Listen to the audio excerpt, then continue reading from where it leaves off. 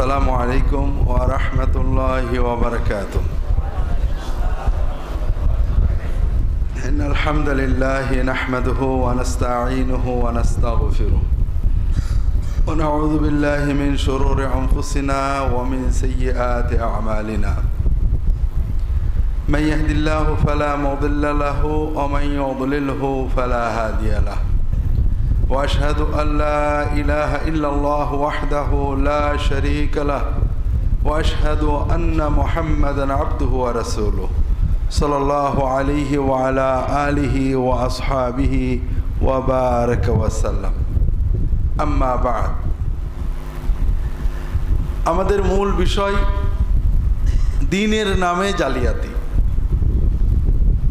অর্থাৎ আমাদের সমাজে মানুষ বিভ্রান্ত হয়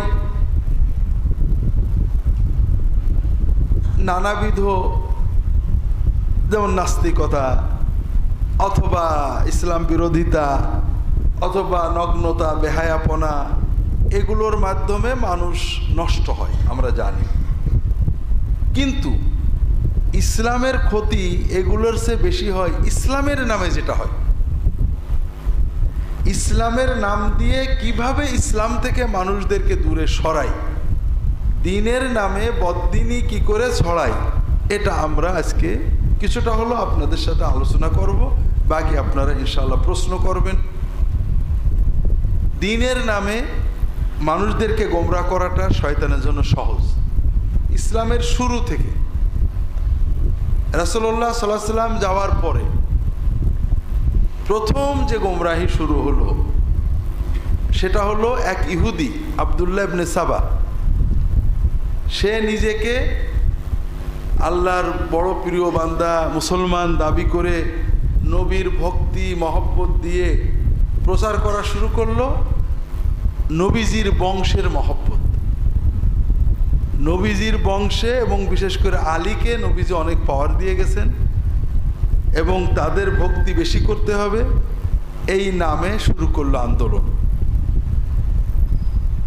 তাহলে নবীর নামে, নবীর বংশের নামে, নবীর বংশের ভক্তির নামে পুরো মুসলিম উম্মার ভিতরে একটা ভয়ঙ্কর গোমরাহি ছড়িয়ে দিল। আমরা সুযোগ পেলে পরে একটু বলব। ঠিক সাহাবীদের সময়, আলী রাদিয়াল্লাহু তাআলা আনহুর সময় আর একটা গোমরাহি ঠিক কোরআনের নামে। এক গ্রুপ গেল অতি ভক্তি, আর এক গ্রুপ গেল অতি আবেগ। কোরআনের নামে কোরআন মেলে ধরা হলো যে ইনিল হুকমু ইল্লা লিল্লাহ, আল্লাহ ছাড়া কোনো হুকুমদাতা নেই। কাজেই আলী, মুআবিয়া রাদিয়াল্লাহু তাআলা আনহুমাইন সবাই কাফের হয়ে গেছে, কারণ তারা আল্লাহর হুকুম মানেননি। ওমান লাম ইয়াহকুম বিমা আনজালাল্লাহ ফাউলাইকা হুমুল কাফিরুন আল ফাসিকুন জালেমুন। আর আল্লাহর হুকুম হলো وإن طائفتان من المؤمنين اقتتلوا فأصلحوا بينهما فإن بغت إحداهما على الأخرى فقاتلوا التي تبغي حتى تفيء إلى أمر الله। বাগাওয়াত যে করবে, বিদ্রোহ যে করবে, তার সাথে লড়াই করতে হবে যতক্ষণ না সারেন্ডার করে, আল্লাহর হুকুম। আর আলী রাদিয়াল্লাহু তাআলা আল্লাহর হুকুম অমান্য করে সারেন্ডার করার আগেই সালিশ করতে গেছে, আপোষ করতে গেছে। কাজেই সে আল্লাহর হুকুম অমান্য করে আল্লাহর হুকুমের বিরুদ্ধে হুকুম দিয়েছে, কাজেই সে কাফের। সে তওবা করবে, আর নাহলে কতল করতে হবে। তা আলী বলেন আমি কি গুনাহ করি যে তওবা করবো? বলে না, আপনি কাফের হয়ে গেছেন, আপনার কতল। আর আপনাকে যে কাফের না বলবে তারও কতল। দ্বীন কায়েম করতে হবে, বিশুদ্ধ দ্বীন কায়েমের জন্য তারা অস্ত্র তুলে নিল। একদল অতি ভক্তিতে চলে গেল, আর একদল কোরআনের নাম দিয়েই অস্ত্র তুলে সাহাবীদের কতল করতে লাগলো। এইরকম এই হলো শুরু। মুসলমানদের ভিতরে গোমরাহির শুরু এখান থেকে। একদল অতিভক্তির নামে তারাও অস্ত্র, তারাও রাষ্ট্র, আর একদল অন্যায়ের প্রতিবাদের নামে, দ্বীন কায়েমের নামে সাহাবীদের খুন করা শুরু করে দিল। পরবর্তীতে যুগে যুগে যত গোমরাহি সমাজে এসেছে সবসময় দ্বীনের নামেই হয়েছে। এই জন্য ভাইরা, বদ্দীনি অর্থাৎ পাপ, ব্যভিচার, অন্যায়, এগুলো তো আছেই সমাজে। পাশাপাশি আপনারা যেহেতু ইমাম, আপনাদেরকেও কেউ হয়তো দিনের নামে বদ্দিন করে ফেলতে পারে, আবেগে অতিভক্তিতে খারাপের পথে নিতে পারে, অথবা আপনার সমাজে কিছু লোক যাচ্ছে আপনি বুঝতে পারছেন না। যেমন বদ্দিনীর আমাদের সমাজের কিছু মৌলিক কথা আছে, আপনাদের মনে রাখতে হবে। ইহুদি খ্রিস্টানদের একটা পদ্ধতি হলো মুসলমানদেরকে বাকি মুসলমানদেরকে ছড়িয়ে নেওয়া, সমাজ বিচ্ছিন্ন করা, সমাজের কেউ ভালো না, সমাজের সব দালাল, সমাজ কাফের হয়ে গেছে, সমাজ খারাপ হয়ে গেছে। যেমন আমাদের গ্রামের এই গোবিন্দপুর গ্রামে হঠাৎ খবর পেলাম কিছু লোক মসজিদে নামাজ পড়তে এখন আর পড়ে না। কোথায় পড়ে? একটা ঘরের ভিতর, জুমাও পড়ে ওই ঘরের ভিতরে। কথা বুঝতে পেরেছেন? কারণ মসজিদে যেখানে সুদখোর ঘুষখোর নামাজ পড়ে ওখানে তো নামাজ হয় না। এরকম কথা কি আপনাদের এলাকায় হয় কিনা?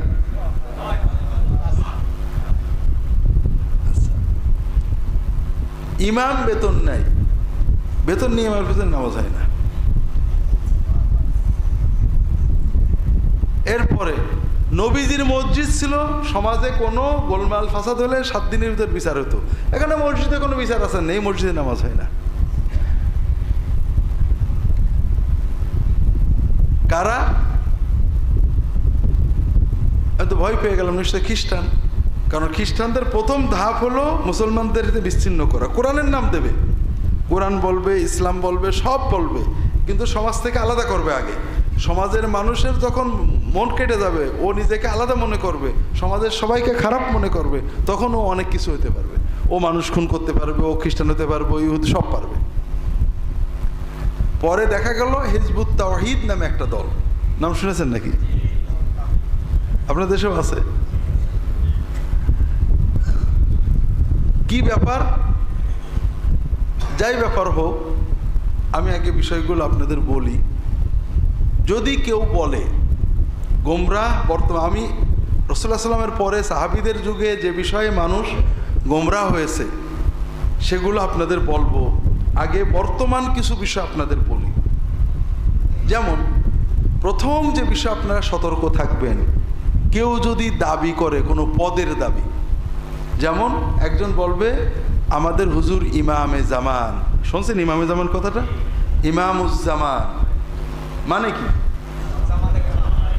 যুগের ইমাম। এটা হলো শিয়াদের বানানো জাল কথা। কোরআন হাদিসে যুগের ইমাম বলে কিছু নেই, রাষ্ট্রের ইমাম আছে। ইমাম শব্দের অর্থ রাষ্ট্রপ্রধান। ইমামের অর্থ কি? ইমাম শব্দের সুন্নতের হাদিসের আবিধানিক যখন ইমাম মুতলাক হয়, গায়ের মুকাইয়াদ হয়, ইমামের অর্থ কি? রাষ্ট্রপ্রধান। এই জন্য ইমামে দাউলা, ইমামুল মুসলিমিন, খালিফাতুল মুসলিমিন এগুলো আছে। ইমামে জামান শব্দটা শিয়াদের বানানো। তারপরও ইমামে জামান যদি কেউ হয় তার মানে ওই যুগের রাষ্ট্রের যিনি প্রধান। এছাড়া আলাদা কোনো ইমাম হাদিসে নেই। যার রাষ্ট্র নেই সে ইমাম না। কথা বুঝতে পেরেছেন? ইমাম মাহাদি কি জঙ্গলে থাকবে না রাষ্ট্রপ্রধান হবে? রাষ্ট্র হওয়ার আগে সে ইমাম হবে না, রাষ্ট্রপ্রধান হবে বলেই ইমাম নাম। তো কাজেই কেউ যদি দাবি দেওয়া করে, তার একটা দাবি হলো ইমামে জামান, বুঝবেন যে সে শতভাগ দাজ্জাল। প্রথমত এটা মিশে কথা, ইমামে জামান বলে কোনো কথা শরীয়তে ইসলামে নেই। দ্বিতীয় কথা, উনি যে ইমামে জামান এটা ওনাকে কে জানালো? জিবরাইল না মিকাইল না ইসরাফিল, আজরাইল, ইবলিসিল? হ্যাঁ, ইবলিসিলে জানাইছে। কারণ ইমামে জামান মানে আমার একটা দায়িত্ব। কে দিয়েছে তোমাকে? আল্লাহ। কই থেকে জানলে? স্বপ্ন, কাশ, এলকা, এলহাম এগুলো দিয়ে কোনো কিছু দাবি করা যায় না। এই যে দাবি করে মানেই সে দাজ্জাল। কথা বুঝতে পেরেছেন? তাহলে প্রথম বুঝবেন আপনাদের কাছে, আপনাদের এলাকায়, সমাজে প্রথম কথা হলো যে এই ধরনের দাবি দেওয়া যাদের মুখে আছে, মুসলমান আলেম ভালোও বলে মন্দও বলে, আমি ভালো বন্ধু, আপনি ভালো মন্দ বলতে পারেন, কিন্তু কেউ যদি বলে আমাদের হুজুর, আমাদের বুজুর্গ, আমাদের গুরু, আমাদের বস, আমাদের বাবা ইমামে জামান, ইমামুজ্জামান, জামানার ইমাম, জামানার মহা ইমাম, তাহলে কি বোঝা গেল? শতভাগ ভণ্ড, কোনো সন্দেহ নেই। কারণ এই বিষয়টা সে কি করে জানলো?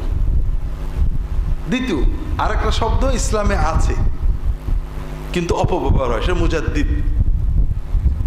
আবু দাউদের সহিহ হাদিসে আসছে, রাসূলুল্লাহ সাল্লাল্লাহু আলাইহি ওয়াসাল্লাম বলেছেন, প্রতি যুগে আল্লাহ মুসলমানদের ভিতরে কিছু মানুষ পাঠাবেন যারা বেদাত শিরক দূর করে ইসলামের সুন্নতকে জিন্দা করবে, নবায়ন করবে। এখানে কয়েকটা বিভ্রান্তি, অস্পষ্টতা। মুজাদ্দিদ একজন হবে এক যুগে, এটা কিন্তু কোরআনে হাদিসে নেই। আমরা মনে করি মান ইন্নাল্লাহা ইয়াবআসু আলা রাসি কুল্লি মিআতি সানাতিন মান ইউশাদ্দিদু। মান মানে কে? মান মানে কি? কে বা কারা, যে বা যারা। ইউজাদ্দিদু যেমন ওয়ামিনান নাসি মান ইয়াকুলু আমান্না বিল্লাহি ওয়া বিল ইয়াউমিল আখির ওমা হুয়া না ওয়ামিনান নাসি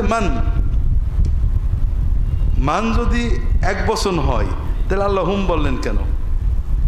ওয়ামিনান নাসি মান, মানুষের ভিতরে এমন মানুষ আছে যে ব্যক্তি বলে, মান ইয়াকুলু মুফরাদে সিগা। তাহলে যদি এক বচন হতো, যে বলে যদি হতো, ওমা হুম বললেন কেন আল্লাহ? তার মানে লফজান এটা মুফরাদ, মানান এটা জমা। এতে মান আই যে বা যারা, যে বা যাহারা, কে বা কাহারা।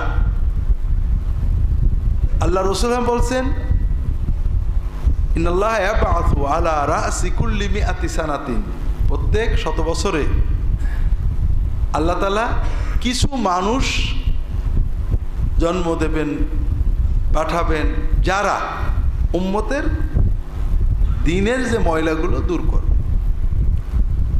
2 নম্বর কথা হলো, এই যে দিনের ময়লা দূর করবে, এটা একটা চলমান প্রক্রিয়া। যুগে যুগে শত শত হাজার হাজার আলেম ওলামা এটা করবে। কোনো এক ব্যক্তি এজন্য চিহ্নিত করা যায় না। তৃতীয়ত, কে মুজাদ্দিদ কেউ জানে না। আল্লাহ যুগে যুগে, যেমন অন্য হাদিসে আসছে যে এই উম্মতের এলেমগুলো মানে নেককার মুজাদ্দিদ সৎ লোকদের থেকে আবার অন্য লোকেরা নেবে। তার মানে যুগে যুগে শত শত হাজার হাজার আলেম আসবে। কথা বুঝতে পেরেছেন? কে বড় মুজাদ্দিদ, কে ছোট, কে বড় না, এটা কেউ জানে না। কে মুজাদ্দিদ জানার উপায় কি? আল্লাহ কাকে মুজাদ্দিদ হিসেবে গ্রহণ করেছেন জানবো কি করে? নিশ্চয়ই জিব্রাইল, মিকাইল, আজরাইল, ইসরাফিল বা আজাজিল বলবে, একজন তো বলবে, ঠিক আছে না? কে বলেছে আপনার কাছে? একইলে তো বলতে হবে নাকি?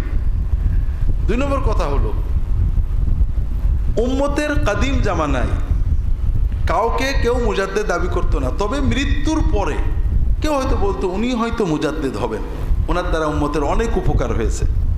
এটা একটা কথা, ব্যাস। মুজাদ্দিদ হলেও কিছু আসা যায় না, না হলেও কিছু আসা যায় না। তাজদিদের প্রক্রিয়া চলবে, কে মুজাদ্দিদ কেউ বলতে পারে না। ধারণা করে, তাও মরার পরে।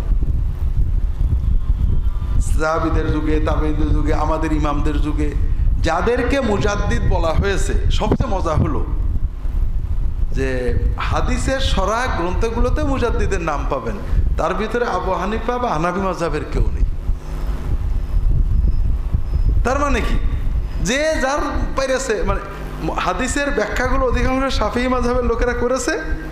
ইমাম শাফিঈ থেকে শুরু করে সব শাফিঈরা মুজাদ্দিদ। এমন এমন শাফিঈ ফকি মুজাদ্দিদ যার কোনো একটা বইও নেই, যার কেউ চেনেও না লোকে, মুজাদ্দিদ। অথচ ওই যুগে আরো অন্য মাযহাবের বড় বড়, হাম্বলি মাযহাবের, হানাফি মাযহাবের বড় বড় ফকি ছিলেন, তাদের নাম মুজাদ্দিদ নেই। এই জন্য মানুষ ধারণা করে, কল্পনা করে মৃত্যুর পরে হয়তো বা উনি মুজাদ্দেদ হবেন। এই জন্য যদি কেউ জীবদ্দশায় নিজেকে মুজাদ্দিদ দাবি করে, আরেকটা জিনিস বলে যাই, মুজাদ্দেদের কোনো শরঈ হাইসিয়ত নেই। মুজাদ্দিদ কে না কে আমরা জানি না, যাদের কাম তার দিনের ইসলাহ করছে সবাই, আল্লাহ যার কবুল করবে করবে। কাজে মুজাদ্দেদ হলে আমাদের তার কথা শুনতে হবে বা তার মানতে হবে এরকম চিন্তা করাও গোমরাহি। আল্লাহর কোরআন নবীর সুন্নতের কথা ইজতিহাদের মাধ্যমে আলেমরা করবে, কোনো একজন মানুষ মুজাদ্দেদ কাজে তার ইজতিহাদের দাম বেশি, এটা প্রচণ্ড গোমরাহি। সর্বশেষ বলি, যদি কেউ নিজেকে মুজাদ্দেদ দাবি করে, আমার হুজুর মুজাদ্দেদ, আমার হুজুর মুজাদ্দেদ আজম, আমার হুজুর মুজাদ্দেদ জামান, তাহলে বুঝতে হবে এইটাও ওইটার মতোই দাজ্জাল। কথা বুঝেছেন? এটাও কি, আপনারা কখনো এই ধরনের পকেটে পড়বেন না। এগুলো সব যুগে যুগে লক্ষ লক্ষ মানুষ এভাবে গোমরা হয়ে গেছে। দ্বিতীয়টাতে আসবো, চতুর্থ। তৃতীয় মুজাদ্দেদে আজম, মুজাদ্দেদে জামান তো বটেই, সেরা মুজাদ্দেদে আজম। সর্বপ্রথম মুজাদ্দেদে আজম কে বলবো? গোলাম আহমদ কাদিয়ানি। এই পরিভাষাটার উদ্ভাবকই গোলাম আহমদ কাদিয়ানি। আমার কাছে একটা বই আছে মুজাদ্দেদে আজম, বিশাল বই, গোলাম আহমদ কাদিয়ানির এক মুরিদের লেখা উর্দুতে। মুজাদ্দেদে আজম প্রথম দাবি করে গোলাম আহমদ কাদিয়ানি, এবং যত লোক আমাদের সমাজে বর্তমানে অনেক আছে সবাই কাদিয়ানি। কাদিয়ানি মানে প্রেতাত্মা। কাদিয়ানির তো নবী দাবি করছিল, ওরা কাদিয়ানির উম্মত না, নতুন নতুন নবী। মুজাদ্দেদে আজম যে দাবি করে, যে বলে আমার সাথে আল্লাহর বা নবীর খাস সম্পর্ক, তারই সে নিজেকে নবী দাবি করছে। কথা বুঝতে পারেননি? এরপরে আসলো মেহেদি, ইমাম মেহেদি দাবি করা। আমাদের বর্তমানে বাংলাদেশেও কয়েকশো ইমাম মেহেদি আছে। এক হুজুর আছে আলাইহিস সালাম, আলাইহিস সালাতু ওয়াস সালাম লেখে। এটা ওর ওর মুরিদরা জানে সে ইমাম মেহেদি, আমরা অনেক আগে থেকেই জানি মেহেদি দাবি করে। তো এই জন্য আলাইহিস সালাতু ওয়াস সালাম লেখে। একমাত্র রাসূলুল্লাহ সাল্লাল্লাহু আলাইহি ওয়াসাল্লাম কার আলাইহিস সালাম বলে, তার মানে সে নবী দাবি করছে, অলরেডি নবী দাবি করেছে। তার উম্মতেরা নবী, তার আর কারোর সাথে বিয়ে শাদী করে না, নিজের নিজের সব কিছু, অথচ মুসলমানরা তাদের সাথে আশেপাশে আছে। তো এই জন্য যদি কেউ নিজেকে মুজাদ্দেদে আজম দাবি করে, মুজাদ্দেদে জামান দাবি করে, আমাদের হুজুর মুজাদ্দেদ জামান, নিশ্চিতভাবে বুঝবেন এটা দাজ্জাল। আপনারা জনগণকে এগুলো সাবধান করবেন যে মুজাদ্দেদকে ও বুঝলো কি করে, ওর কাছে কোন ইল এসে বলে গেল, জিবরাইল না আজাজিল, কে এসে বলে গেল ওর কাছে? হ্যাঁ, আজাজিল ছাড়া কেউ না। ইমাম মাহদি, আপনারা পাগল হয়ে যাবেন যেহেতু দিনের মহব্বত আছে আপনাদের, আপনারা চারিদিকে ইসলামের কষ্ট, অবমাননা, জুলুম, মুসলমান মারা যাচ্ছে, ইমাম মেহেদি বোধহয় এসে গেল, খোঁজ কোথায়? হেরিকেন জেলায় আমরা ইমাম মেহেদি খুঁজি। গত ১৫০০ বছরে মুসলিম উম্মায় তা ৩,০০০ ইমাম মেহেদি বেরোইছে, এবং ৩,০০০ ইমাম মেহেদির দলিল হলো স্বপ্ন আর কাশ। আমাকে আল্লাহ আরশের উপর নিয়ে মেহেদি বানাইছে, আমাকে নবীজি নিজে মেহেদি বলে গেছে। আমাদের হুজুর যে মেহেদি, আমরা ৫০ জনের স্বপ্ন দেখেছি, নবীজি বলেছে, ব্যাস মেহেদি। মেহেদি তো মেহেদি, তার পিছনে লোকজন ছুটলো, কিছু মরলো, কিছু গেল, শেষ। কথা বুঝতে পেরেছেন? সর্বশেষ একজন মেহেদির কথা না বললেই নয়, খুব নাম করা মেহেদি, তাও মক্কার মেহেদি, তাও কাবা ঘরের মেহেদি। ১৪০০ হিজরি মানে ৮০ সালে, ১৪০১ না ১৪৮০-তে মক্কায় পহেলা মহরম ফজরের নামাজের সময় অনেক কফিনে লাশ গেল। কফিনে লাশ খাটিয়া থাকে না, তখন অত সিকিউরিটি ছিল না, অনেক লাশ গেছে, লাশ রাখা আছে। ফজরের নামাজের পরে ইমামের সামনে লাশ দিয়ে জানাজা হবে। ইমামের সালাম ফেরানোর পরে লাশগুলো থেকে অস্ত্র বের করে চারিদিক ঘিরে ধরলো যে ইমাম মেহেদি এসেছেন। ইমাম মেহেদির হাদিসে আছে, ইমাম মেহেদি বেরোনোর পরে হাজারে আসওয়াদ আর মাকাম ইব্রাহিমের মাঝখানে তার হাতে বায়াত হবে। তো উনি মাঝখানে দাঁড়ালেন, ওই কাবার ইমামের বললেন বায়াত করেন। কাবার ইমাম রাজি হলো না, তাকে গুলি করে মেরে ফেলে দিল। এরপরে ওরা মসজিদে হারামের ওই মিনারা দেখেছেন তো, এখন উঁচু উঁচু মিনার সব উঠলো এবং এলান করলো ইমাম মেহেদি বেরিয়ে গেছে, বায়াত হন সবাই। বিষয়টা কি? জুহাইমান নামে একজন মদিনার জামে ইসলামিয়ার ফারেক, খুব নেককার আল্লাহওয়ালা বুজুর্গ, এইরকম লম্বা দাড়ি, টাকনু পর্যন্ত যা, টাকনুর নেসপেসাক কাপড়, এলাকায় মানুষ খুব পছন্দ করে। জামে ইসলামে মদিনার উস্তাদেরাও খুব মহব্বত করেন। তাকওয়া, পরেজগারি, দিনের দাওয়াত। এ কি করতো? ওই তবলিগ জামাতের মতো গ্রামে গ্রামে দিনের দাওয়াত দিয়ে বেড়াতো।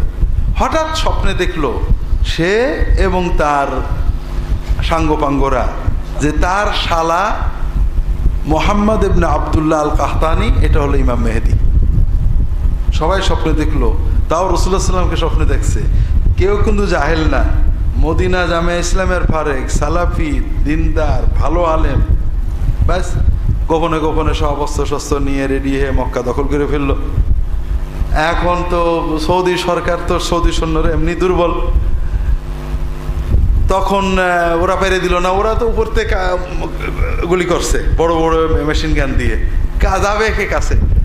বোধহয় 10-12 দিন এরকম ছিল, 15 দিনও হতে পারে। এরপর পাকিস্তান থেকে কমান্ডো গেল, যাওয়ার পরে পাকিস্তানের কমান্ডোর তো যুদ্ধ করে অভ্যেস আছে, ওরা এমন কামান দাগা শুরু করলো, ওই মিনারটা ভেঙে ফেলে দিল।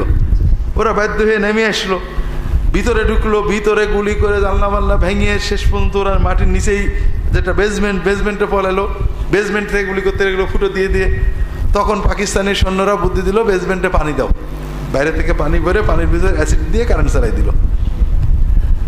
এইবার সব বাধ্য হয়ে সারেন্ডার করে উঠে আসলো। ইমাম মেহেদি মরে গেল। তবে ইমাম মেহেদির শিষ্যরা বললো উনি মারা যাননি, জানলা দিয়ে পালিয়ে চলে গেছেন, সময় মতো বেরোবেন। সব মেহেদিরা এরকমই করে, মরার পরে তার মুখে না মরিনি, গায়েবে গেছে, আসবে। কত বছর যাই হোক, কত বোধহয় 1000 বছর বা 1500 বছরে কাবা ঘরের তফ সাই বন্ধ হয়নি এই 15 দিন বাদে। টোটাল কাবা ঘর বন্ধ করে রাখছিল, নামাজ নেই, ওজান নেই, তফ নেই, সাই নেই। অনেক হাজিও মারা গেছিল হজের পরপর, তো পহেলা মুহররম না, হাজি অনেক ছিল। তাহলে কি বুঝলেন? কথা হলো ইমাম মাহদি কে হবে আমার দরকার কি? ইমাম মাহদি কবে আসবে আমার দরকার কি? মাহাদির যেদিন আল্লাহ পাঠাবে, ধরেন সূর্য পূর্ব দিক থেকে উঠবে, উঠবে না? কবে উঠবে রে? 15 দিন 19 দিন চিন্তা গবেষণা কবে উঠবে, এটা কোন ইসলাম হলো? হ্যাঁ, আল্লাহ যেদিন দরকার হবে উঠাবে, আমি দেখলে বলবো হায় আল্লাহ কিয়ামত এসে গেছে, এই তো কথা। কাজে কিয়ামতের আলামত ডেসক্রিপটিভ, এগুলো বর্ণনা করেছেন, আমরা দেখলে বলবো হ্যাঁ, কিন্তু আমরা ওগুলো তাড়াতাড়ি করার চেষ্টা করব, এটা আমাদের দায়িত্ব না। আপনারা সবাই পড়েছেন হাদিসে জিবরাইলের হাদিস, সবাই জানি যে কিয়ামতের আলামত কি, যে বান্দি তার মালিককে মানে ছেলে মেয়ে বাবা মার অবাধ্য হবে, এই তো। তা আমরা কি এখন তাড়াতাড়ি কিয়ামতের জন্য বাবা মার অবাধ্য, মানে এই তোরা বাবা মার অবাধ্য, তাদের কিয়ামত হোক? এগুলো ডেসক্রিপটিভ, বর্ণনামূলক। কিয়ামতের আগে এগুলো ঘটবে, আমরা এগুলো মাথায় আনবো না। যখন দেখবো যে মক্কায় ইমাম মেহেদি রাজত্ব হয়ে গেছে, হ্যাঁ ঠিক আছে বাবা, তুমি ওকে এগো, আমরা আসি বাংলাদেশে। কথা বুঝেননি? যেখানে ইমাম মাহাদি আসবে মক্কায়, সেখানে সিরিয়ার সৈন্য আসবে, ইরাকের সৈন্য যাবে। আমাদের বাংলাদেশে ইমাম মেহেদি বেরোয় আর তার পিছনে বাঙালি ছোটে। আর আপনারা ইমামরা এগুলো ক্লিয়ার বলতে পারেন না। ক্লিয়ার বলবেন যে ইমাম মাহাদি আসবে মক্কায়, এই দেখো হাদিসে আসছে, আমার ফেকুল আকবরে পাবেন, তার হাতে বায়াত হবে এসে হারামের পাশে। সিরিয়ার সৈন্য আসবে তার বিরুদ্ধে, ইরাকের সৈন্য যাবে তার বিরুদ্ধে, তার হাতে খোরাসান থেকে সৈন্য যাবে, বায়াত হবে। তখন আমরা বলবো হ্যাঁ থ্যাংক ইউ, তুমি চালাও, আমরা আসি। কথা বুঝতে পারেন? সেখানে বাঙালি লেখা নেই, পড়া নেই, মেহেদি আছে, এখন বেরোচ্ছে সব তার পিছে। কাজেই এগুলো হলো মানে একেবারে ভয়ঙ্কর গোমরাহির উৎস, যে কেউ কোনো পদ দাবি করবে। ইমামে জামান, মুজাদ্দিদে জামান, মুজাদ্দিদে আজম, কুতুবে আক্তাব, কি বলে গৌসে আজম, ইমাম মেহেদি, এগুলো হলো আশপাশ দিয়ে ঘুরে মূলত নবুয়ত দাবি করা। আপনাদের একটা মজার কথা কই, রাগ করেন না। আমার এক বন্ধু বলছে, ব্যবসায়ী, যে আমার ওয়াইফ বলছে আচ্ছা কাদিয়ানিরা কেমন দেখতে? কাদিয়ানি নিয়ে কথা হচ্ছে তো, ওরা কি আমাদের মুসলমানদের মতো দেখতে? তা উনি বলছেন, আমি বউকে বললাম যে হ্যাঁ ওরা আমাদের মতোই, আমাদের মতো টুপি দাড়ি পাগড়ি জামা পায়জামা শার্ট প্যান্ট সবই আমাদের মতো, শুধু পার্থক্য হলো আকিদাই। পার্থক্যটা কি? কাদিয়ানিরা তাদের মুর্শিদ পীর বাবাকে নবী মনে করে, ঠিক না? আর আমাদের সাধারণ মুসলমানরা তাদের মুর্শিদ পীর বাবাকে কি মনে করে? নবী এবং আল্লাহ দুটোই মনে করে। কি মনে হয় আপনাদের? হ্যাঁ, কাদিয়ানিরা তাদের মানে গুরুকে নবী মনে করে, আর তো কিছু না, এটা কুফরি। আর আমাদের যারা সাধারণ মুসলমান, যাদের আমরা খুব ভালো মুসলমান বলছি, তারা তাদের পীর সাহেবকে নবী মনে করে, আল্লাহ মনে করে। যা করবে সেইটা দিন। নবী মানে কি? যেটা করবে ওইটাই দিন। আমরা নবী কোরআন সুন্নাহ বলছি, আমাদের হুজুর বলে স্থায়ী, এর মানে হুজুর নবী। আর আল্লাহ মানে ভালো মন্দ কল্যাণ অকল্যাণ হায়াত মউত, তাও মানে নবীও পীর সাহেব, আল্লাহও পীর সাহেব। নাউজুবিল্লাহ, আস্তাগফিরুল্লাহ। তো এখন এই সমস্ত দাবি দেওয়ার মাধ্যমে মূলত সে নিজেকে নবী দাবি করে, আমি যা বলি তাই। আর এটার আরেকটা খুব সহজ মেয়ার, আল্লাহ রাসূল বলছেন, মান কালা হালাকান নাসু ফাহুয়া আহলাকুহুম। যদি কেউ বলে মানুষ সব খারাপ, সব ধ্বংস হয়ে গেল, তাহলে বুঝতে পারে সে সবচেয়ে বেশি ধ্বংস। খুব মনে রাখবেন, উম্মতের গোমরাহের বড় বড় বড় আলামত হলো যখন দেখবেন একজন সবার নিন্দা, কেউ ভালো না, আমরা এই চাচারা খালুরা মামারা ছাড়া কেউ ভালো না, কেউ বাধ্য লোক না। এটা হলো অরিজিনাল ছোট লোক। কথা বোঝেননি?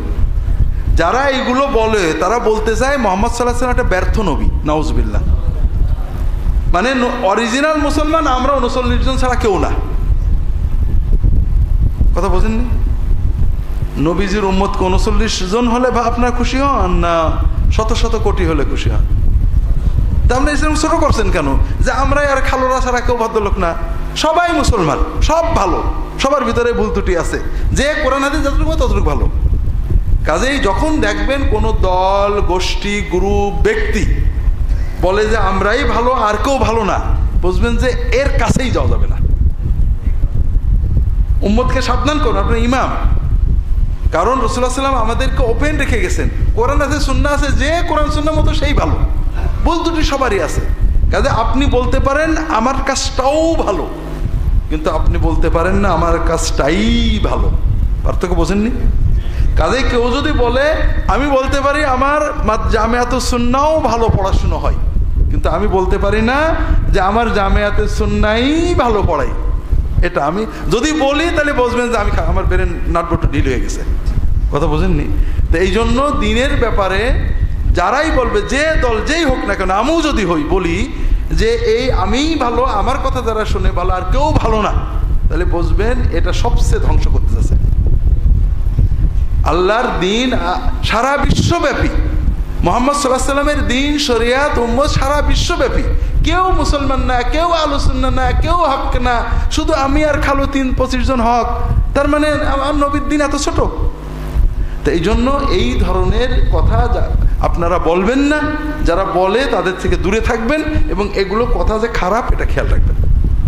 তবে একটা জিনিস সবসময় মনে রাখবেন, যে আমরা যখন কিছু সমালোচনা করি, কথার সমালোচনা করি, আমলের সমালোচনা করি, ব্যক্তির না।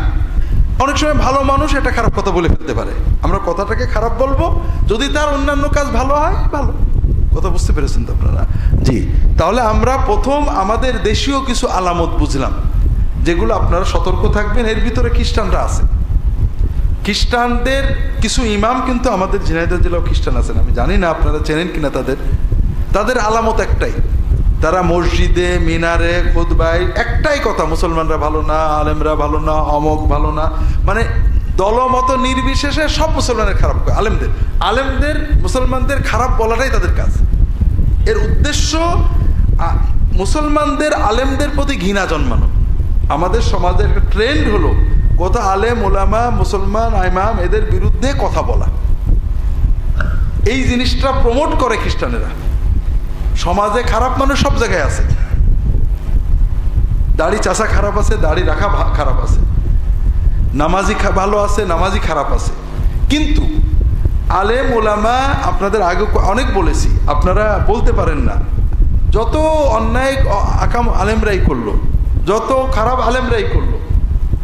এই বাংলাদেশের কত কোটি বিলিয়ন ডলার আলেমরা লুট করেছে, আর নন আলেমরা কত কোটি লুট করেছে। বাংলাদেশের দারিদ্র, যৌতুক, ঘুষ, সুদ, মাদকতা, এগুলোর জন্য আলেমরা কত পার্সেন্ট দায়ী? আলেমরা দায়ী নাকি? কাজেই বিষয় হলো, কিছু মানুষ আছে মুসলমান ইমাম আমার জানা আছে, যাদের কাজ হলো রাত দিন আলেম ইমামদের নিন্দা করা। কথা বুঝতে পেরেছেন? আর এই দরজা আপনারা খুলেছেন, আপনারাও কোনো না কোনো আলেমের নিন্দা করেন, কেউ কোনো আলেমের নিন্দা করবেন না। আমার শ্বশুর বলতেন যে এক কুত্তা আর এক কুত্তা দেখলে কেউ করে, আর আমাদের আলেমদের সেই স্বভাব। আমরা আলেমদের সম্মান করি, শ্রদ্ধা করি, হ্যাঁ কাজের মতের সমালোচনা করব যে ভাই এই কাজটা ঠিক না, এই কাজটা ঠিক না, কিন্তু দল তুলে নাম তুলে আলেমদের সমালোচনা, এটা আমরা কিন্তু উম্মতের ক্ষতি করছি। আমাদের ইমাম তাহাবী রাহিমাহুল্লাহ, তার একটা আকীদার বই আছে, যে বইটার নাম আকিদাতু আহলিস সুন্নাত ওয়াল জামাআহ আলা মাযহাবিল ইমাম আযম আবু হানিফা ইলা আখিরি। আবু হানিফা এবং তার সাথীদের মানহাজের উপরে আহলুস সুন্নাতের আকীদা ব্যাখ্যা করেছেন ইমাম তাহাবী। এটাতে লেখা আছে, যতটুকু ইবারত মনে পড়ে, উলামা আস-সালাফ মিনাস সাবিকিন আহলুল হাদিস ওয়াল আসার ওয়া আহলুল ফিকহ ওয়ান নাযার। আমাদের পূর্ববর্তী আলেম উলামা দুই গ্রুপ, এক গ্রুপ হাদিস এবং আসার, হাদিস নিয়ে বেশি করেছেন, আহলুল হাদিস। আরেক গ্রুপ আহলুল ফিকহ ওয়ান নাযার, যারা ফিকহ এবং ইজতিহাদ নিয়ে বেশি কেটেছেন। উভয় গ্রুপকে ভালোবাসা, শ্রদ্ধা করা, তাদের ব্যাপারে ভালো ধারণা রাখা ঈমান, ইসলামী আকীদার অংশ।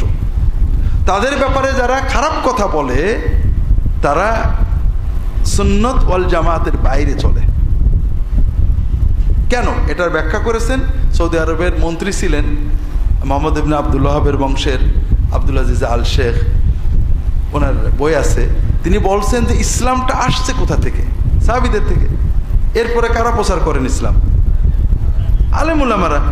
তা আপনি যখন আলেম উলামাদের ডাক্তার কিন্তু ডাক্তারের নাম তুলে গাল দেয় না, দেয়? বলে না কিচ্ছু হয়নি, আর একটা ওষুধ দেয়, এইটুকু বলে নাকি ও কিচ্ছু জানে না, লেখাপড়া জানে না, ও ডাক্তারি বিদ্যার দুশ্মন বলে। তা আমরা বলি কেন? আমরা বলতে পারি না এটা ঠিক হয়নি ভাই, উনি ভুল বলেছেন, ফতোয়াটা ঠিক হয়নি, মশলা ঠিক হয়নি। কাজেই চরিত্র হনন, আলেমরা কেউ মাসুম না, ভুলের ঊর্ধ্বে না, নির্ভুল না, নিষ্পাপ না। আমরা তাদের 1 কোটি বার বলতে পারি তারটা ভুল হয়েছে, কিন্তু বলতে পারি না তার চরিত্র হননমূলক, তার তাকওয়ায় আমরা আঘাত দিতে পারি না। সে মুত্তাকি ছিল না, দিনের দুশমন ছিল, কিছু জানতো না, হ্যান করতো না, এগুলো বলতে পারি না।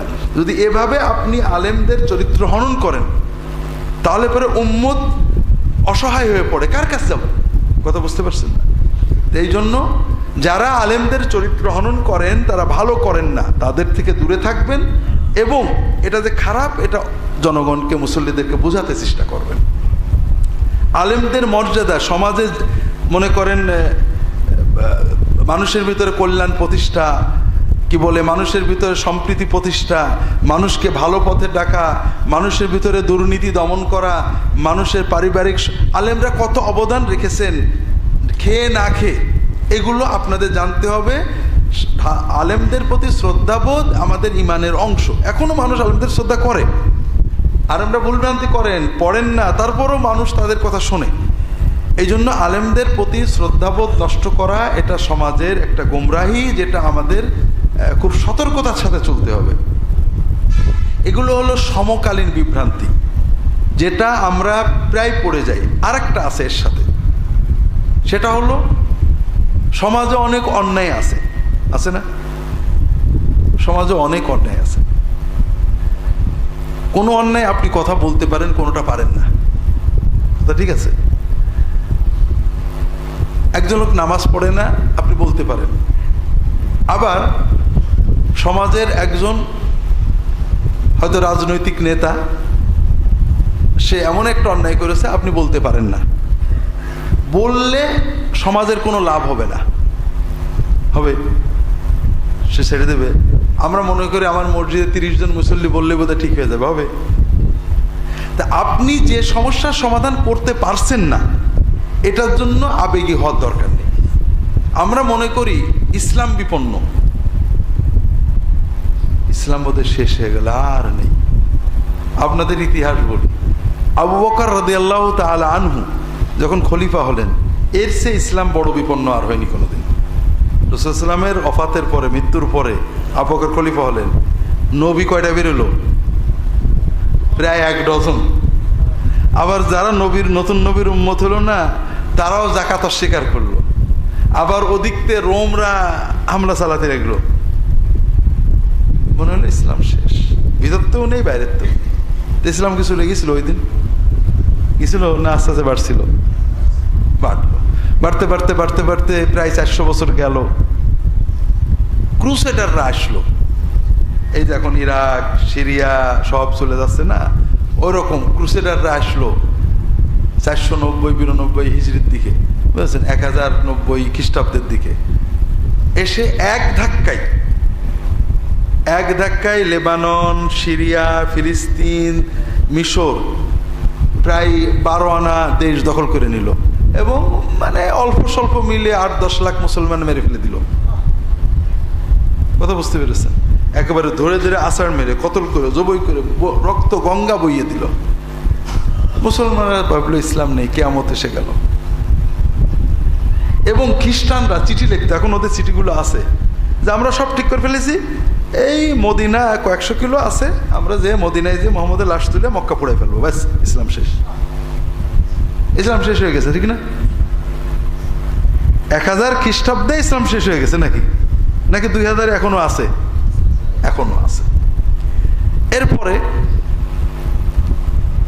এই যে ক্রুসেডাররা আসলো, 100 বছরের মাথায় আবার মুসলমানরা ওদের তাড়াইও দিল। 200 বছরের মাথায় পুরো খালি হয়ে গেল। 300 বছর পার হওয়ার আগেই মুসলমানরা ওই ইউরোপের অর্ধেক দখল করে নিল, গেল। এই সময়ে আবার আসলো তাতাররা। চেঙ্গিস খান নাম শুনেননি? চেঙ্গিস খার নাতি হালাকু খা আসলো। আর এবার মানে ক্রুসেডাররা আসছিল পশ্চিমেরতে, এরা আসলো পূবেরতে, চীন থেকে। ইয়াজুজ মাজুজ আসলো, এসে পঙ্গপালের মতো মুসলমানদের দেশগুলো দখল করলো। এক একটা দেশ দখল করে বলতে 18 দিন যা পাবা মারবা, দরবারি ধার ঠিক করবা। এক একটা দেশে লক্ষ লক্ষ মানুষরা মেরেছে।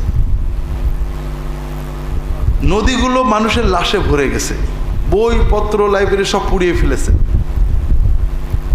তখনকার ইতিহাস যদি ইবনে কাসির অন্যান্য বই ইতিহাস পড়েন, অবাক হয়ে যাবেন। মানুষ ভাবতো কিয়ামত এসে গেছে। একটা ঘটনা বলি, মানুষের কি অবস্থা হয়েছিল। একটা বাজারে, মুসলমানরা সবাই বাজারে আছে, দুটো তাতার হালাকোখার বাহিনীর দুটো মহিলা, যে বলে এই কেমন নড়বে না, সবাই বসে থাকো। মুসলমান সব বসে গেছে। ওই তাতার মেয়ে দুটো যে ক্যাম্পে যে তাতার সৈন্যদের বলেছে ওখানে মুসলমানরা বসে মারতে পারছো না, আইসে সবগুলো মুসলমান জবাই করে দিয়েছে। ওই মুসলমানরা ওই তাতার মেয়ে দুটো ধরে কামড়ে খেয়ে ফেলতে পারতো, কিন্তু সেই শক্তি আর মুসলমানদের মনে ছিল না। হজ বন্ধ হয়ে গেছিল, হজ ছিল না। মুসলমানরা ভাবছে কিয়ামত হয়ে গেছে, ইয়াজুজ মাজুজ বেরিয়ে গেছে, কিয়ামত শেষ, এই আজকা বা কাল শেষ। ইসলাম তো এটা হলো আপনার 1250 খ্রিস্টাব্দের দিকে, 50-60 ইসলাম তো শেষ হয়ে গেছে। 1250 শেষ না 1950-এও আছে, কমে তো গেছে, কমিনি। ঠিক এই 1250-এ যখন মুসলমানরা ধ্বংস হচ্ছে, ঠিক ওই সময়ে ইন্দোনেশিয়া, মালয়েশিয়া, ব্রুনাই, ফিলিপাইন্স এইসব দেশে লক্ষ লক্ষ মানুষ মুসলমান হয়েছে। কোনো যুদ্ধও না, সৈন্যও না, কিছুই নেই, এমনি মুসলমান হয়েছে। মুসলমান কমিনি। আরো মজা আছে, পৃথিবীর ইতিহাসের সবচেয়ে বড় মিরাকেলাস অলৌকিক ব্যাপার, এই তাতাররা 30 বছর পরে সব মুসলমান হয়ে যায়। এটার কোনো কারণ খুঁজে পায় না যে একটা বিজয়ী জাতি, একটা বিজিত জাতির, পরাজিত জাতির ধর্ম গ্রহণ করেছে, এর নমুনা পাওয়া যায়। তাতারা করেছে, মুসলমান হয়ে গেছে। হয়ে এই যে আপনারা এখন যে রাশিয়ার মুসলমান, এরা কিন্তু তাতার। এই বুলগেরিয়া বিভিন্ন এলাকা, এরা তাতার, কিন্তু ওরাই আবার ইসলাম প্রচার করে বেড়াইছে। কথা বুঝতে পারেন? কাজেই আবেগী হবেন না। আমার কাজটা কি? নিজের দিন পালন করা। আমার আল্লাহ যে মুসল্লিগুলো, তাদের দিন শেখানো, ইমান, তাওহীদ, আল্লাহর হক, বান্দার হক শেখানো। বাকি অনেক জিনিস আছে, আমি আজ থাকবো না, কাল আল্লাহ থাকবেন, আল্লাহর দিন থাকবে, ঠিক আছে না? কাজেই এমন কিছু করতে হয় না। সমাজে অনেক সময় আবেগী হয়ে যায় ছেলেরা, যুবকেরা, যে ইসলাম শেষ হয়ে গেল, আমরা যদি অমুক লোকটার মেরে ফেলি তাহলে ইসলাম বোধহয় ঠিক হয়ে যাবে। মেরে কোনদিন ইসলাম ঠিক হয়? এই জন্য আবেগী হবেন না, আবেগীদের খপ্পরে পড়বেন না। বুঝাবেন যে বাবা, দিনের দাওয়াত দাও, তোমার যে ইমান, এটা আরো মানুষের ইমানটা ছড়িয়ে দাও। এরপরে আল্লাহ যখন যেভাবে চান বিজয় আসবে। কথা বুঝতে পেরেছেন? এগুলো হলো বর্তমানে দিনের নামে দিন বিরোধী গোমরাহ করার যে পথগুলো। 1 নম্বর হলো আবেগে অন্যায়ের প্রতিবাদ।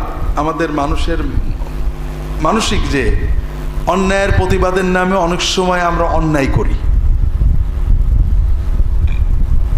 ইসলাম কায়েমের নামে অনেক সময় ইসলাম নিষিদ্ধ কাজ করে ফেলি। এটা ইসলামের ক্ষতি করে। আপনার উপর দিনই দাওয়াত দেওয়া, এলাকার মুসলমানদের ইসলাম শেখানো বড় ফরজ। কাজেই এই যে আবেগী হয়ে যাওয়া, আবেগী হয়ে গেলে মানুষ বিপদে চলে যেতে পারে।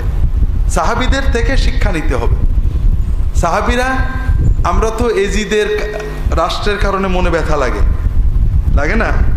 মাঝে মাঝে মনে হয় এজিদের রাষ্ট্রটা আইছিল বলে আমরা কিছু সুন্নত শিখতে পারছি, সাহাবীদের সুন্নত।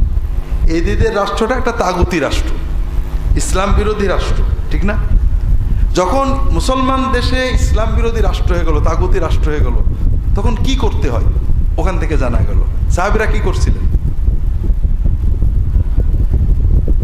2-1 সাহাবী তার বিরোধিতা করেছেন, এটা একটা পদ্ধতি। আর অধিকাংশ সাহাবী কি করেছেন? তারা ওই পরিস্থিতিতেই দিনের দাওয়াত, দিনের ইমামত, দিনের তালিম, তারবিয়াত সব চালিয়ে গেছেন। কথা বুঝতে পেরেছেন? তো এই জন্য সরকার, প্রশাসন, পরিবেশ, রাষ্ট্র, আমেরিকা, ইসরায়েল, ইহুদি, অনেক কিছু হতে পারে, কিন্তু আপনি সাহাবীদের সুন্নত মতো ধীর ও সুস্থে চিন্তা ভাবনা করে ইমামদের দায়িত্ব পালন করতে হবে। তা না হলে আপনাদের প্রথমে যেটা বললাম, আলী রাদিয়াল্লাহু তাআলা আনহুর যুগে 2টো গোমরাহি আসছে। একটা হলো আবেগে ইসলামের নামে, অন্যায়ের প্রতিবাদের নামে কি কতল শুরু করে দিয়েছে। কতল করে সব ঠিক করে ফেলে দেবো, কিন্তু আসলে কতল করে কোনদিন কিছু ঠিক হয় না। কথা বুঝেছেন? কতল হলো অপারেশন, সর্বশেষ না হলে অপারেশন করতে হয়। আচ্ছা, মেডিসিন ওষুধ আগে দেয় না অপারেশন আগে করে? মেডিসিন আগে দেয়। মেডিসিন অনেক ডাক্তারেই দিতে পারে, MBBSও দেয়, কিন্তু কাটাকুটো আবার সার্জারিতে এক্সপার্ট হতে হয়, বুঝলেন? তো এটা একটা গোমরাহি, এদিকে খেয়াল রাখতে হবে। আবেগী হবেন না, আল্লাহর দিন আল্লাহ হেফাজত করবেন। আমাদের কাজ হলো নিজে দিন নিজের জীবনে বাস্তবায়ন করা, সমাজে আমার সাধ্যের ভিতরে মানুষদেরকে দাওয়াত দেওয়া, দিন যেন মানুষের কাছে পৌঁছায়। আমরা ফলাফল নিশ্চিত করতে পারবো না। কথা বুঝতে পেরেছেন? দ্বিতীয়, অতিভক্তি। এইবার আসি অতিভক্তির ধারা, যেটা বললাম আলী রাদিয়াল্লাহু তাআলার যুগে দিনের নামেই কিন্তু হলো। এইটার নাম কি? এই ফেরকার নাম কি বলতে পারেন? শিয়া না? হ্যাঁ। আর ওই ফেরকার নাম, যারা গরম ফেরকা, ভক্তি ফেরকা হলো শিয়া, আর গরম ফেরকা খারেজি। এই ভক্তি ফেরকা কিন্তু আমাদের রন্ধে রন্ধে। এই যে আমাদের সমাজে আল্লাহ বাবা, দয়াল বাবা, খাজা বাবা, পীর বাবা, পীর সব জানে, পীরের কাছে ভান্ডার আছে, এই বাতেনি এলেম জাহির সব কিন্তু শিয়াদের বানানো। কথা বুঝেছেন? আমাদের সমাজে শিয়া মতটা ব্যাপক, কারণ আমাদের বাংলার নবাবেরা শিয়া ছিলেন। যে কারণে আমাদের সমাজে মন মানসিকতায় অনেক শিয়ামত আছে। এটাও অনেক সময় আমাদেরকে অস্বচ্ছ করে দেয়। আলেম ওলামা, আপনারা আলেম, তারপরও একজন আলেম আমাকে বলছে আল্লাহর ওলিদের কিছু তো পাওয়ার আছেই। আলেম মানুষ, অর্থাৎ আমাদের কাছে ক্লিয়ার না পাওয়ার বলতে কি চড় ঘুষির পাওয়ার না আল্লাহর অলৌকিক পাওয়ার। আল্লাহর অলৌকিক ইচ্ছা করলে ভালো মন্দ করার পাওয়ার আল্লাহ কাউকে দেন, এটা কি কোরআন হাদিসে আছে? বরং উল্টো, আল্লাহ রাসূল সাল্লাল্লাহু আলাইহি ওয়াসাল্লাম যখন বদদোয়া করলেন কাফেরদের, তখন আল্লাহ কি বললেন? কে বলতে পারবে? লাইসা লাকা মিনাল আমরি শাইউন আও ইয়াতুব আলাইহিম আও ইউআযিবাহুম ফাইন্নাহুম যালিমুন। আল্লাহ বললেন আমর, একটা হলো আমর, একটা দাওয়াত। আমর মানে বিশ্ব পরিচালনা, ভালো মন্দ করা। কে দোজখে যাবে, কে বেহেশতে যাবে, কার ভালো হবে, নবী এটা তোমার কাম না, এটা আমার কাম। যাদের বিরুদ্ধে নবীজি দাওয়াত দিছিলেন তাদের অনেকেই বদদোয়া দিছিলেন, তাদের অনেকে কিন্তু মুসলমান হয়েছিলেন, ইমানদার হয়েছিল। কথা বোঝেননি? কাজেই আল্লাহ বললেন যে নবী তোমার একাম লাগবে না, আমি দেখবো, এটা তুমি তোমার যেটা করছো এটা করো। কাজেই আল্লাহ তাআলা কাউকে ক্ষমতা দেন, এটা আল্লাহ কোরআনে বলেননি, রাসূল হাদিসে বলেননি। রাসূলুল্লাহ সাল্লাল্লাহু আলাইহি ওয়াসাল্লামের সামনে এসে একজন প্রশংসা করছে, ইয়া রাসূলুল্লাহ মা শা আল্লাহু ওয়া শিতা, আল্লাহ যেটা চান এবং আপনি যেটা চান সেটাই হয়, আল্লাহ এবং আপনি যেটা চান সেটা হয়। এখন আপনারা বলেন হুজুর আপনার আল্লাহর দোয়ায় আপনার দোয়ায় ভালোই আছে, বলেন না আল্লাহর রহমতে হুজুরের দোয়ায় ভালো, আমরা খুশি হই যেন আমার খুব ভক্তি করেছে। তা আল্লাহ রাসূল সাল্লাল্লাহু আলাইহি ওয়াসাল্লাম এটা শুনে খুশি হলেন না, বকা দিলেন, আজআলতানি লিল্লাহি নিদ্দান, তুমি আমাকে আল্লাহ সমান করে দিলে। বল মাশা আল্লাহ ওয়াহদা, আল্লাহ একা যেটা চান ওইটাই হয়। তো কাজেই এই যে অতিভক্তির নামে রাসূলুল্লাহ সাল্লাল্লাহু আলাইহি ওয়াসাল্লামের বংশের নামে হোক, পীর মাশায়েখদের নামে হোক, বা পীরের আওলাদের নামে হোক, আওলাদের রাসূল নামে হোক, যে আমরা অতিভক্তির প্লাবন তার থেকে শিরকে চলে যাই, এটাও দিনের নামে দিন গুমরাহ হওয়ার আরেকটা পথ। আপনারা যদি আদবের সাথে, বিনম্রতার সাথে সমাজের মানুষদের সাথে সম্পর্ক রাখেন, কে খ্রিস্টান হচ্ছে, কে গ্রুপিং করছে, কে ইমাম মেহেদী হচ্ছে, কে ইমামুজ্জামান হচ্ছে, আপনারা যদি কথা বলেন, কোনো গুমরাহি দেখলে সমাজের মুরব্বীদের ডাকেন যে ভাই এটা ঠিক হচ্ছে না, দেখবেন সমাজের মানুষেরা আপনাদের দ্বারা প্রভাবিত হবে। আলেম ইমাম যদি নম্রতার সাথে, হেকমতের সাথে মানুষের বুঝান, উগ্রতা বাদ দিয়ে, ঝগড়াঝাটি বাদ দিয়ে,